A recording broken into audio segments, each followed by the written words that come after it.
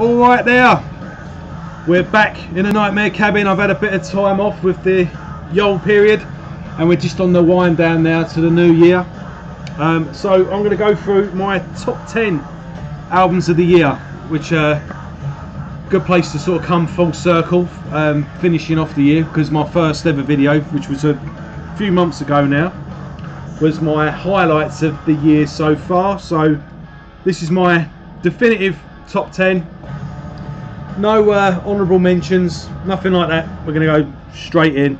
And just playing in the background here, we got Draws, kind of stoner doomy. I've not listened to it before, to be honest. I'm just playing it now, but it's sounding pretty good. This was in that pack. I'm still going through that pack of CDs that I got sent by Demonical when I did the. If you look at the Merciless unboxing video, you'll know what that's all about. Anyway, without further ado, let's get into it.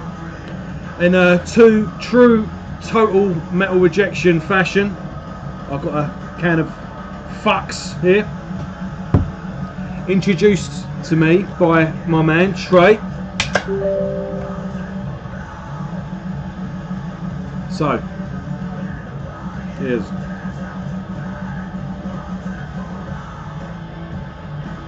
alright, let's do it. Number 10, Testament, Titans of Creation. I initially really liked this release when it came out. It was one of the last shows we did with the podcast, Metal Show with Gully and Joe. And me and Luke really liked it. Gully hated it. And I started to think, actually, he did have a bit of a point. He says this is all good now, but he went, I bet you it doesn't last. And yeah, I listened to it for the first couple of weeks up to that review, and then it did kind of fall on the wayside, I will admit. But when I went through my list and went through everything, I did really like this album. It's nice and varied, lots of stuff going on, some amazing solo work. It's nice and varied. I think some of the, it's got some great songs on there. Children of the Next Level, Dream Deceiver's still a favourite of mine. Where was it? I think it was Night of the Witch. Yeah, Night of the Witch is awesome. And yeah, Testament, one of my all-time favourite bands. They're one of those bands I'm there for the long haul, and I'm always happy to get a new album from them. So yeah, I still think this album stands up. So I've got the, you can't really see it, but this is a special edition from Japan that comes with a second disc. Let's see if I've got the second disc live in Tokyo. I think I've got the it's not actually in the booklet, they give you a little, yeah, that's the you can see the set list. If you go back to the first video, if you're new to the channel, go back to the first video, highlights. I do, and I'll show you off the special edition of the vinyl, the Nuclear Blast exclusive. But yeah, as I say, Testament, they're one of those bands you just can't go wrong when it comes to them. Even their worst album is still awesome. So what's up next? I think I got this in a slightly wrong order. No, that's right.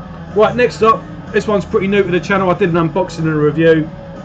I think this album's phenomenal. This is Demonical with World Domination. Summed up, I said it at the time, this is the first Entombed album, but think, what's that called? Dismember. I think, yeah, swinging between those two albums. But if you feel a little underwhelmed by the last couple of At the Gates albums, then look no further than this. This is absolutely phenomenal. Just the right amount of melody, right amount of shredding, just enough melody just to break everything up and make the riffs sound just that more brutal. The songs are super catchy as well. Excuse me. Great performances all round from all the band members. Yeah, absolutely phenomenal. Get some Swedish death metal with a bit of melody. Absolutely brilliant. I'm just going to move this over because that light is going straight in the. There we go. And next up, we've got Witch's Hammer. Damnation is my salvation. I listened to this again the other day. I've listened to all of them recently, so I don't know why I have to keep pointing out that I've listened to it the other day. I've been scaling this down for the last week or so. Absolutely phenomenal thrash album, with a bit of a... It's not even a black metal edge, it's just that black metal atmosphere. If you like, not comparing them to like Marduk or something like that, but I guess Blasphemy is the main point of reference, really, because the guitarist played on Blasphemy's first album. What's his name? Marco Banco. But so it's got like a black metal, that raw black metal edge to the recording. Like I would say it's one way. I think it's what lets the album down, but at the same time, I think how raw it's recorded, it sounds like it's recorded in the kitchen. It really does. But with that being said, that rawness, they obviously wanted it there, because in this day and age you're not going to have it unless you want it. So, but with that being said, that rawness aside, I'm a little bit but the songs are phenomenal, and the riffs, fuck, the riffs are just to die for. Real good raw vocals as well. And yeah, I'd love to see this band live. Obviously Jesse James Jardine is in there as well from Assimilation. If you go back into the channel as well, I do a pretty in-depth interview with him. He was a lot of fun. I'd love to have him back on at some point. But yeah, like if you like thrash metal, sort of the rawest end, think Razor, think Dark Angel, think, you know, real chaotic, good, with just a smidge of a black metal rugged edge, a rawness. Definitely check this band out. This is a phenomenal album. Up next, something a bit different, something a bit proggy. We've got, I hope I pronounced this right, but this is Azure Emote. Yet again, if you check out, go back to the metal show with Gully and Joe, we actually reviewed this album. This is the, I'll say side project, one of the many projects by Mike Hubrovec, the vocalist of Monstrosity, and a whole host of special guests appear on this album as well. But yeah, real progressive, real melodic. It's just all over the place. It's death metal 1 minute, but it's got violins, it's got all sorts of instruments. I think there was a saxophone at one point, I can't remember now. But you know, there's keyboards on there, but it's never too widdly for the sake of it. And there's always sorry, there's always just a, there'll be like a little earworm melody in your head that just sticks with you, and that is kind of what guides you through the song. And it's everything like a Dream Theater album would be, or I'll tell you what, I would have took this off a new Tool album any day of the week. But it never disappears up its own arse, is what I'm saying. It's just really, it's really interesting. It always keeps moving, and yeah, it's like 6 songs, but it totally pays off.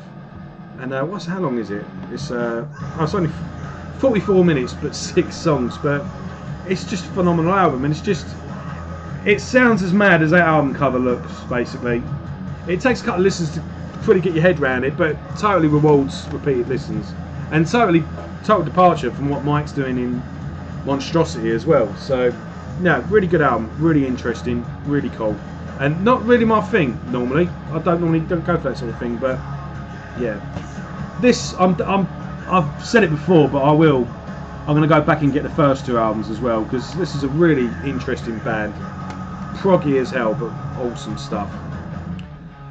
Next up, I didn't say, did I? We're going all over the world here. We got obviously San Francisco, Demonical from Sweden, Witch's Hammer from Canada, Azure Emote are American. I think there's a little bit of all over actually, I think, but mainly American. Obviously Mike Hubrovec, Monstrosity, American. And then we're coming home, back to the UK with Sylosis. I'll just take the book out so it doesn't have so much of a glare. I got worried about Sylosis, to be honest with you. I mean, I've followed this band from day one when they were a 5-piece. I saw them opening for Testament back in the day with Josh, I think his name was. No, Josh is the guy in them now. Who's the other guy? He went on to be in Heart of a Coward. He's in a new band now. He's running Unique Leader Records now. Oh fuck, what's his name? Jamie Graham. I saw them with him, and then yeah, I've got into them around the Supreme Oppressor EP in 2007, and yeah, I've been following them ever since, on and off. I've always kept my eye on them. Monolith was the album that really won me over. I think that album was absolutely fantastic, and obviously the main guy, Josh Middleton, went on to join Architects. I think one of their... I'm not a big fan of that band, to be honest. I don't know much about them, but I know one of their main guitarist died, and he joined to finish off the tour, and I think he ended up joining the band, which made sense because Sylosis play respectable sized venues, but I think Architects play a lot of arenas, so it kind of made sense. A bit like Gary Holt joining Slayer. And it looked like they were on hold, and yeah, who knows what was going on. But out of nowhere, they did this fantastic new album earlier this year, and it was really good to see them back. And Sylosis, for those that don't know, imagine they don't really stick to one genre. They kind of sway between thrash and death metal, but add lots and lots of melody and just wind everything up. And I know Josh has said more than once that his sort of perfect album, his archetype, is Symbolic by Death, and I totally understand that, and you kind of get where he's going. Real precise, fast solos, but really melodic as well. And at times, I suppose it can be a bit of an over-egged pudding. I think some of their songs could have been shorter, or maybe their albums could do with a song or two cut off, but that's a real small peeve to have with them, because what they do is really, really good. And I'm just trying to see some. I Sever, amazing song. Invidia, really good. Idle Hands. I think Aspects of Disdain was one that's really good. What they do, they kind of have this tendency to have like a right nice quiet section in the middle of the song, and then like build up to this really good sort of emotional climax. But yeah, I think you do kind of need to sit down and concentrate, but it's well worth the ride and well worth repeated listens. And yeah, really good, really glad to see them back. And obviously what's happened is kind of I remember they had like a sold out show just before the album launching, and then obviously touring went out the window, but they did do one of those live stream concerts. I didn't see it, I didn't do any of them, but yeah, hopefully once everything picks up they can hit the ground running and do a bit of touring again. Let's have a quick slurp. Right, still back in the UK, the almighty Napalm Death. Throes in, this is a long one, this. Throes of joy in the jaws of defeatism. What can you say about Napalm Death? They're just, this band are just fucking phenomenal. They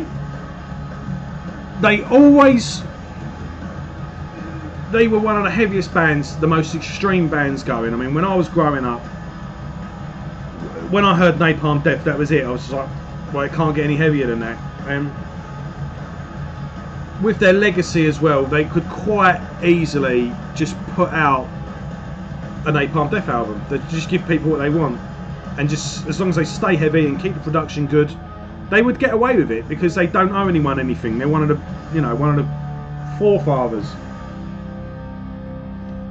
But not only do they find a way to keep it heavier, finding more ways to be extreme, they mix it up, and they just find ways of making it more interesting. They just always add a little flavour here and add a little something else there, and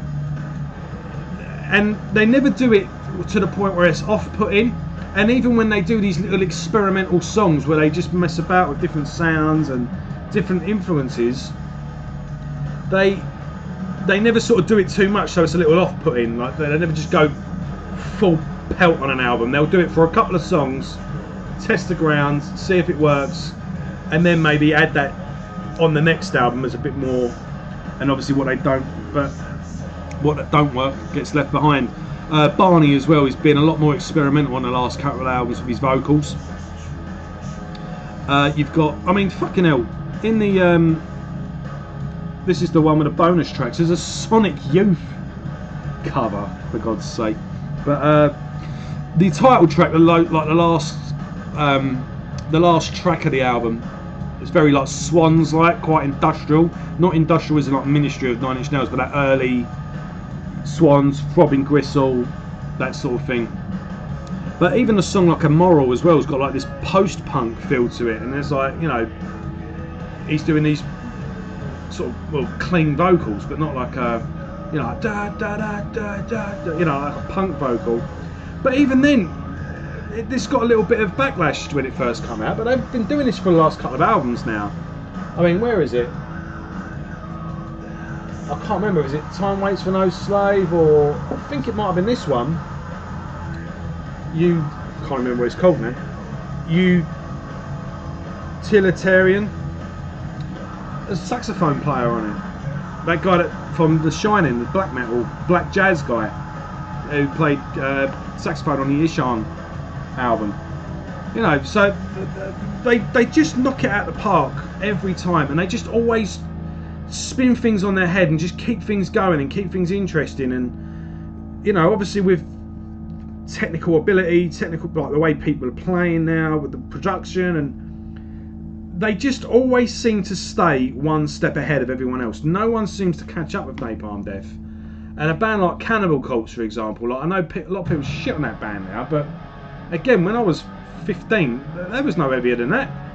Trust me, when you got like your Metal Hammer CD and it was all Cold Chamber and all that shit, and all of a sudden track 8, there's a Cannibal Corpse song, that blew you away, you know. And Napalm Death and Cannibal Corpse are like that, but Cannibal Corpse kind of stick to what they're good at, and that's fine.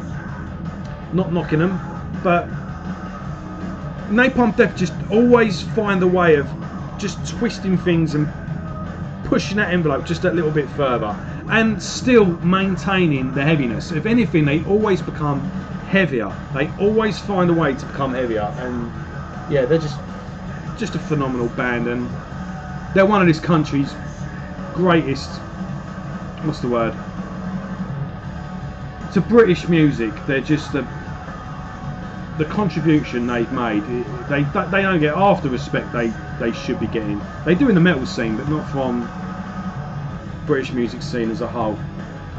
True credit is what I'm saying. A real, you know, mark on extreme music. And yeah, like, you know, metal was invented in Birmingham. Well, these guys are from Birmingham, and they fucking pushed extreme metal. You know, even back in the day with all the death metal bands from Florida and that, they were tape trading with them first, you know. So yeah, hats off to Napalm Death. Truly phenomenal band. Next, we're going over to Russia.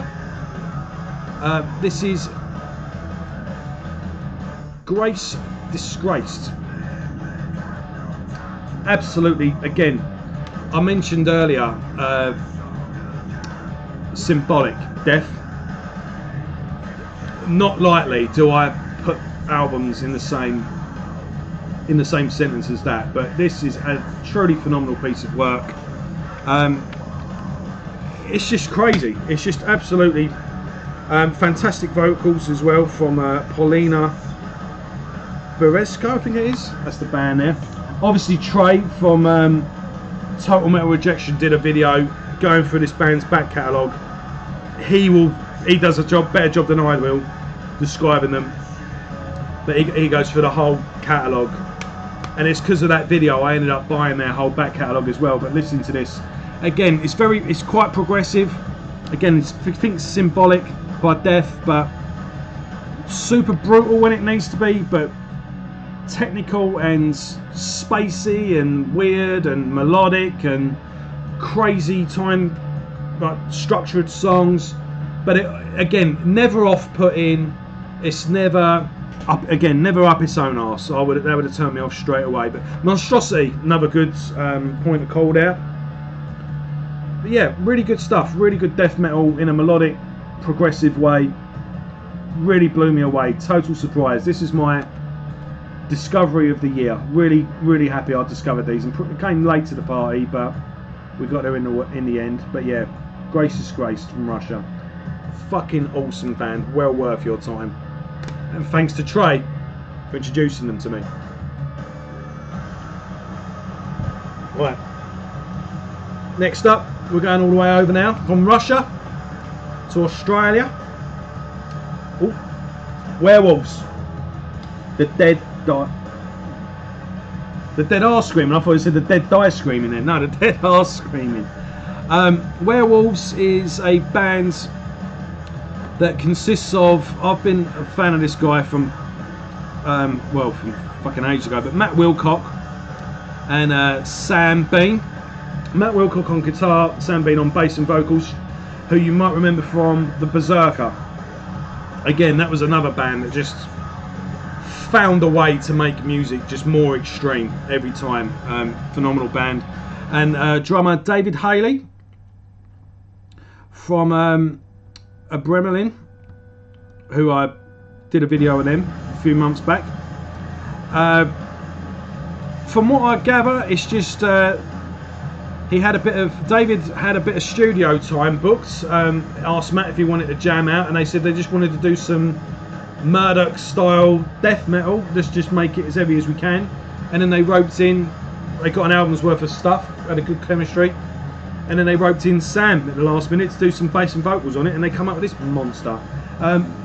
What can I say about this? It's just utter brutality and absolutely fucking just shredding.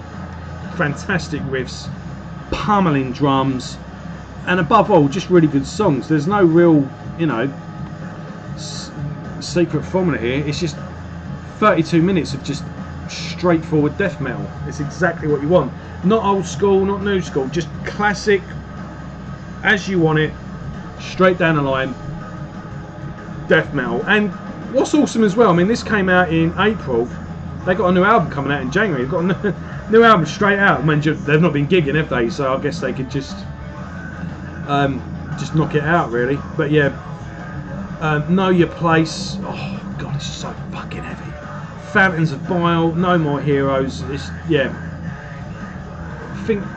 I don't want to say Rain in Blood, but in a way, yeah, Rain in Blood, Panzer Division, Marla. Do you know, I mean, you just get an album that's just no fucking about, straight in, and they just go straight for it, and there isn't space for breath all the way through it. It's just battery all the way along. As Matt, I saw an interview with Matt on Jackie Smith's channel. What's it called?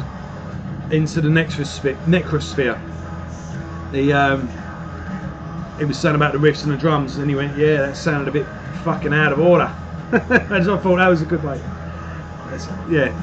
This album is bang out of order. That's how you want this album. That's how you want your death metal to be. So yeah.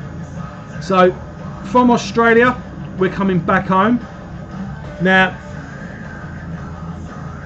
the 1 and 2 spot, I'm struggling with. I've got to admit, it is neck and neck.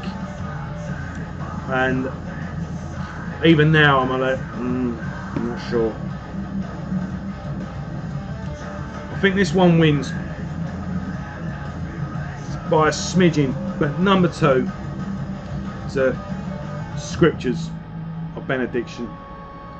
I mean, just zoom in on that awesome artwork there. I think I said this at the time, but this was the Christmas present I never thought I'd get. It was like off the cards, no point even asking. I was happy with Dave Hunt. I'd accepted that Dave was never going to go back into the band. I was quite happy with what Dave was doing. He's got about 10 different projects on. I was happy getting albums from him in his various different Down Among the Dead Men, Echelon, Ulcerate. I can never pronounce that one. What else we got? Echelon and Down Among the Dead Men are the main two.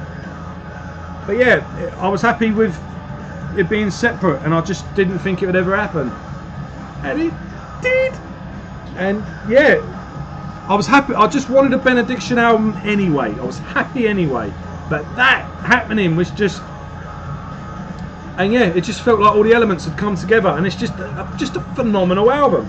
And it's just got that perfect... Again, there's a bit of melody in there. You don't normally get that with Benediction. You don't normally, certainly on the last couple of albums, they've just normally been straight for it. But none of it takes away from the heaviness or the savagery of the songs. But yeah, Iterations of I, awesome album opener. Tear Off These Wings. Fucking hell, what a song. You know, there ain't a bad one on it. I mean, if you're going to go straight balls to the wall on Rabid Carnality. But yeah, Stormcrow, Crooked Man, great song. I mean,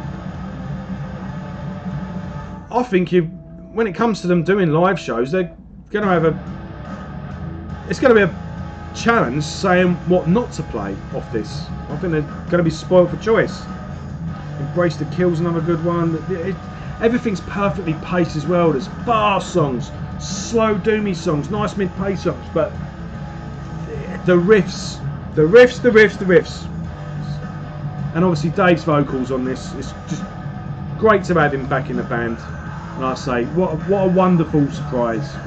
Absolutely brilliant. And yeah, could well have been an album of the year. It could be, it's neck and neck. Because this one's Death and the other one's Thrash. But fuck it, I made my decision now. Album of the year. I got this album and there was a new lineup, a new vocalist. Again, I was happy to have a new album regardless. And when it came out, you know, 3 new members, new second guitarist, new drummer, new singer. It's always shaky ground when that happens. And when I first played that album, it was like, fucking hell, this ain't bad. And the next song, this ain't bad. This is pretty good. And it's an album I've just bounced back to it all through the year, and it's just an effortless listen. Every single song is just 5-star. Great choruses. Anyway, yeah. Onslaught, Generation Antichrist, Night Rocket. He just, every time, ever since Onslaught have reformed, I think their best material is now. Their best albums have been since the reunion, and I know The False is a classic, and Power from Hell. The classics are classics for a reason, but they're in their element now. And like I said, you got Rise to Power. The opening track is sort of like an intro, but it's still a song. It's not like just some intro that's played over the thing with a bit of music. Lasts 30 seconds. It's about 2 minutes, but it is an intro, if you know what I mean. But apart from that, 8/9, just perfect songs. And I said it then, and I stand by it now. Every single song on this could be a live set opener. When you come out straight into it, every song could just set the tone for a live show. And every song it could be a single as well. There's just no song lets up. And again, everything's perfectly paced, fantastic riffs, great vocal melodies, great choruses, everything just sticks in your head.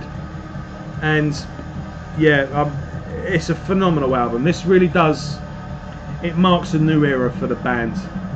And it was already they're already on a winning streak as far as I was concerned. But yeah, they never did a foot wrong anyway. But this really does mark a new beginning for the band. Absolutely phenomenal.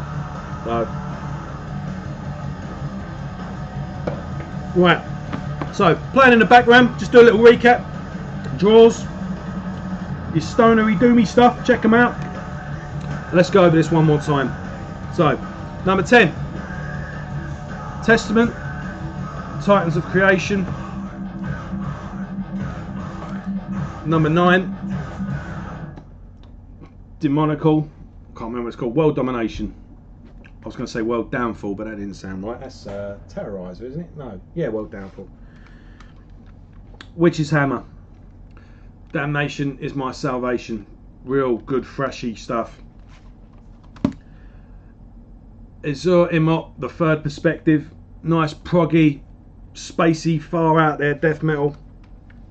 Sylosis, Cycle of Suffering. Don't know why I keep forgetting all these titles, but I keep second guessing myself and thinking I've got them wrong. The almighty Napalm Death at number 5. Oh, what's it called? Throes of Joy in the Jaws of Defeat, something like that. Throes of Joy in the Jaws of Defeatism. Bit of a mouthful, that one. Grace Disgrace in Immortech.